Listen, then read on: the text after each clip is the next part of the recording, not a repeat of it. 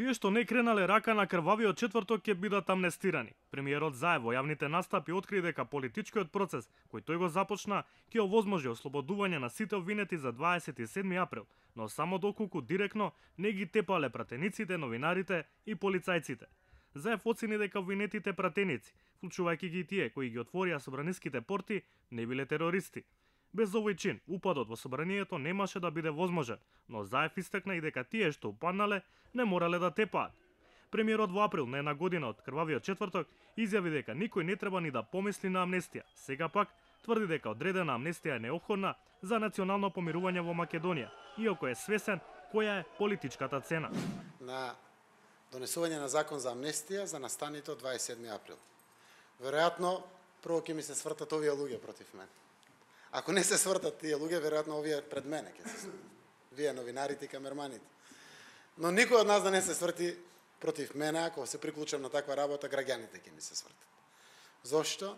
Заради тоа што законот мора да важи еднакво за сите, владење на правото мора да има во Македонија и секогаш да се испраќа поентата од тоа, никогаш повеќе да не се повтори. Зошто за следниот пат да не убијат? Зошто ви се договарале? Одличен момент е да се простиме и да се помириме.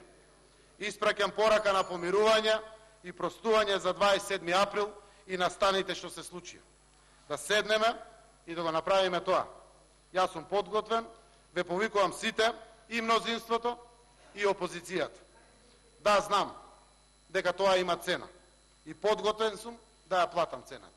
Политичка е цената. Во обвинителниот акт за терористичко загрозување на уставниот поредок офатени се 33 лица. Од нив речиси никој не беше физички населен, не фрлаше со снимателски стативи, столици и инвентар од брез салата на собранието. Така, например, и Игор Јук може да биде амнестиран бидејќи не удри никого. Само се сомнечи дека носел пиштол на појасот по кој не посегна. Ослободени од кривична одговорност би биле и Нинџа и Колјо, кои утврдено е дека само носеле фантомки и дека ги насочувале гневните демонстранти во нападот на собранието.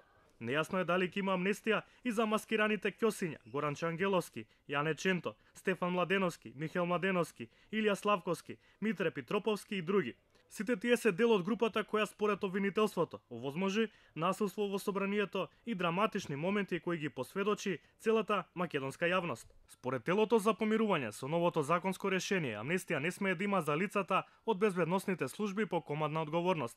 Нема голема надежда дека ќе се спаси Митко Чавков, високиот полициски функционер, како и останатите прибатници на службите кои може да ги спречат насилствата со полициска интервенција. Во оваа група спаѓаат и Душко Лазаров, кој тогаш беше полициски службеник, Митко Пешов, оддело за специјални и посебни единици на МВР. Тука се и тајните агенти на УБК, Оливер Радулов и Сашо Марковски и Мумир Пепич од Агенцијата за разузнавање. Зандани не би требало да завршат ниту предводниците на протестите од За заедничка Македонија. Опозиционерите долго време тврдеа дека Дурловски, Дамовски, Јовановски и Бетмен Велит не се терористи, туку уметници. Тие не удрија никого, освен што 3 месеци ја подгрева атмосферата, а на 27 април заедно со толбата влегоа и во пленарната сала. Од затвор ќе куртулат и собраниските обезбедувачи, меѓу нив Горан Ѓошевски Леви, шефот на обезбедување на екс-спикерот Велјановски, потоа Оливер Поповски, екс-полициски началник и обезбедувачот Абдулје Фета Алими, кој го спаси и извлече тешко повредениот Зијадин Села. Ненасилни беа и службениците Елена Доцевска Божиновска и Иван Светановски кои ги причекуваа организаторите и напаѓачите со фантомки пред и во кабинетот на Велјановски. ВМРО ДПМН побара целосна амнестија за сите осомничени, обвинети и осудени лица за учеството во крвавиот четврток, бидејќи според нив тие биле уставобранители. Сепак, опозицијскиот предлог не е целосно прифатлив за власта, бидејќи меѓу нив се и демонстрантите кои физички се пресметаа во собранието.